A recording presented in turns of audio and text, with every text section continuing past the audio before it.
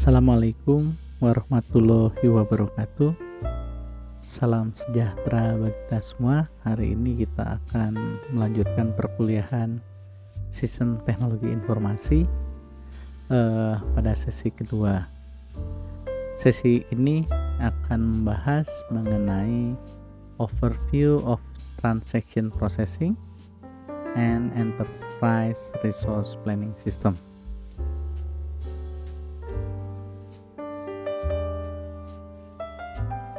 Jadi tujuan perkuliahan hari ini adalah memahami data processing cycle dan mengetahui mengenai ERP.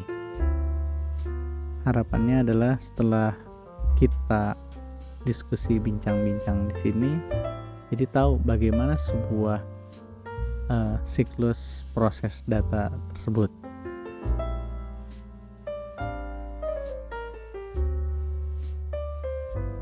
Jadi kadang di sini disebutkan akuntan memegang peranan sangat penting dalam data processing cycle.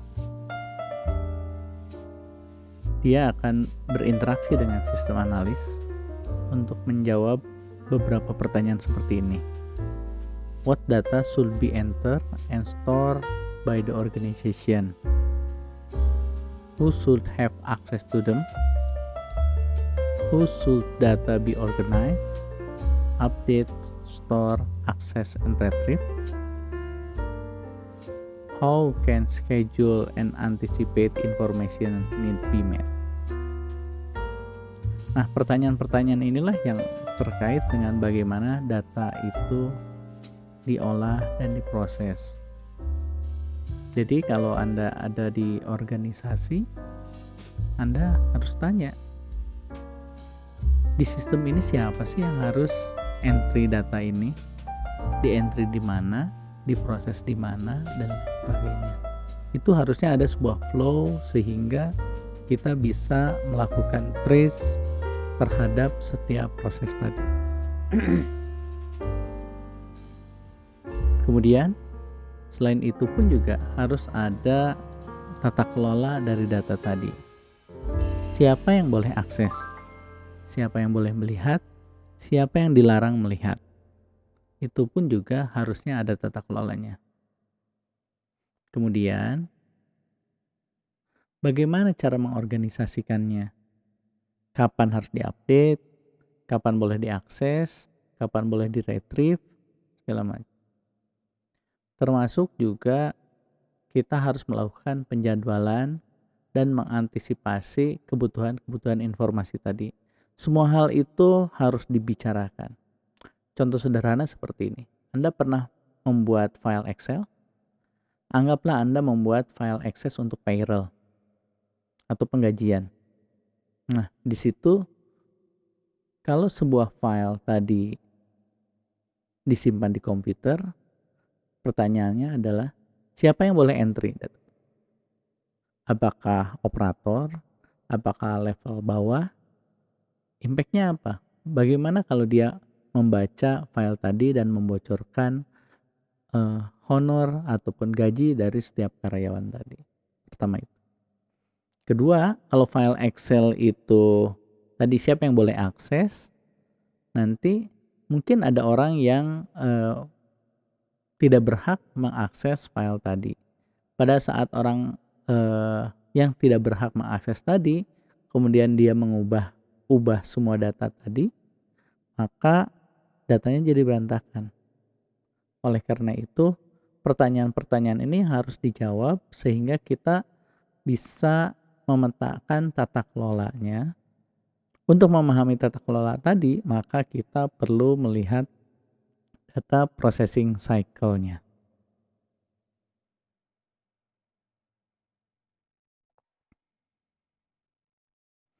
Jadi dalam accounting information system, dalam sebuah perusahaan, sistemnya harus efektif dan efisien. Contoh efektif adalah kita membuat sebuah sistem yang bisa mengeluarkan output yang sesuai dengan harapan kita. Kadang sifatnya berbelit-belit dan segala macamnya, mungkin keluar outputnya tapi tidak efektif, tidak sesuai dengan apa yang kita harapkan. Atau bisa saja mengeluarkan output yang baik tapi tidak efisien. Misalnya banyak hal yang diolah dan segala macamnya seperti itu. Jadi dua hal ini, efektif dan efisien, menjadi hal yang penting. Di paparan disebutkan dalam dunia manual,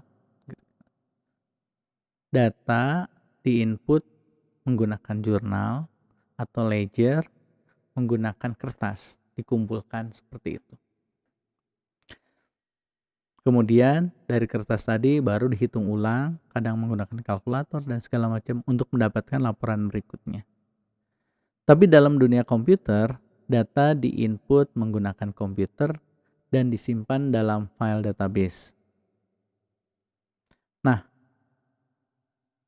baik dalam manual maupun dalam komputer, pengoperasian data itu harus menghasilkan sebuah value yang meaningful.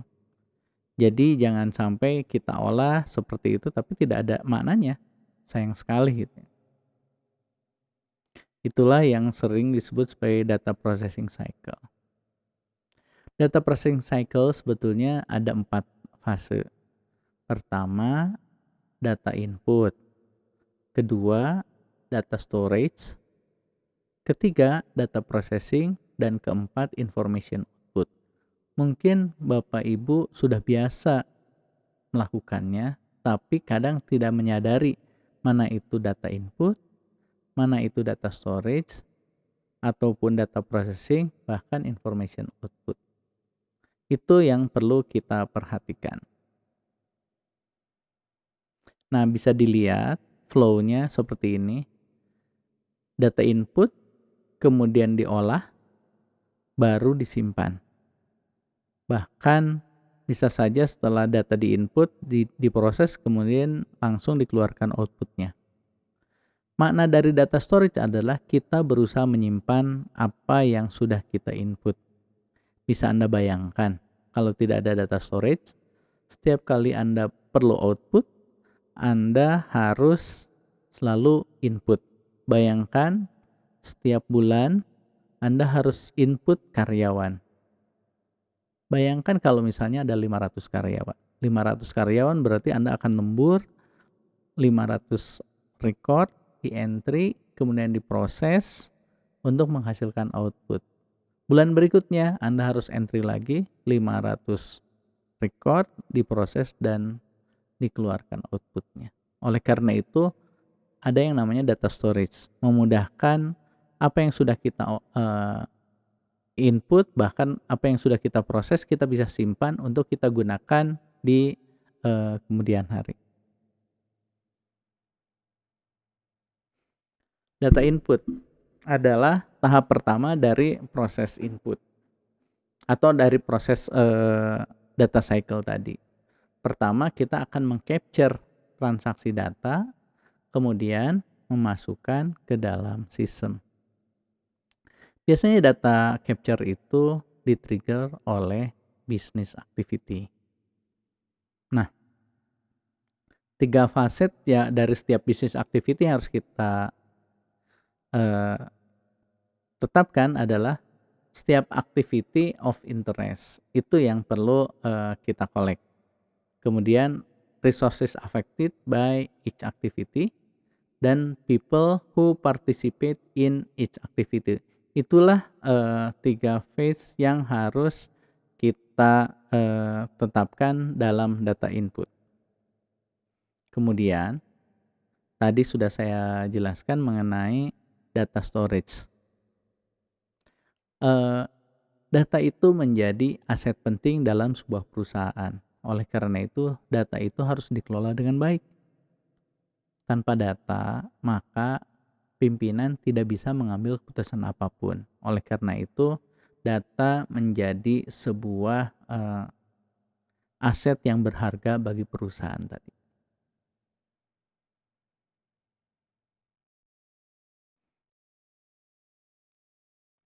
Contoh sederhana seperti ini, di paparan disebutkan, bayangkan kalau kita membaca ensiklopedia ataupun jurnal atau buku yang tidak disusun dengan baik. Misalnya contoh chapter, section, paragraph, sentences, maka kita akan sulit untuk membaca buku tadi. Dengan adanya pembagian-pembagian tadi, maka kita memudahkan untuk menelaahnya. Sama seperti data storage.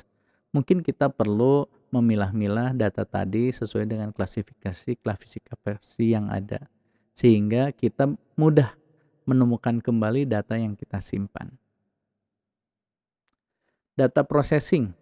Data processing adalah satu fase di mana pengolahan terhadap data yang sudah di-input tadi. Sebetulnya sederhananya di data processing ada yang namanya CRUD, creating new data record, R-nya adalah reading, U-nya adalah updating, D-nya adalah delete. Jadi keempat hal tadilah yang selalu dilakukan oleh data processing tadi. Mudah bukan? Jadi Anda tinggal ingat CRUD, maka pertama kita akan create, kemudian kita bisa juga read saja, ataupun setelah read baru kita update, atau misalnya setelah kita update, nggak perlu kita delete, seperti itu. Kemudian information output. Information output adalah fase terakhir di mana semua hal-hal yang sudah kita input, proses ataupun disimpan, dikeluarkan dalam bentuk hard copy ataupun soft copy.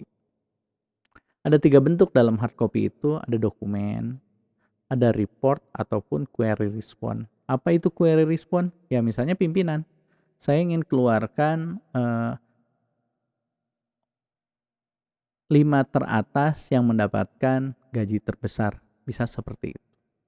Kalau dokumen atau report biasanya sudah terstruktur sehingga setiap bulan orang hanya mencetak itu saja.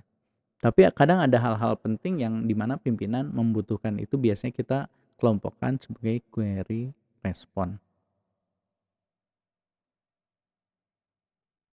Berikutnya saya akan membahas mengenai enterprise resource planning. Jadi secara sederhana tadi sudah kita bahas, sebuah data processing itu selalu ada input, proses, data storage, dan output. Nah, itu sistem sederhana demikian. Untuk sistem yang lebih besar lagi, kita sebut sebagai enterprise resource planning.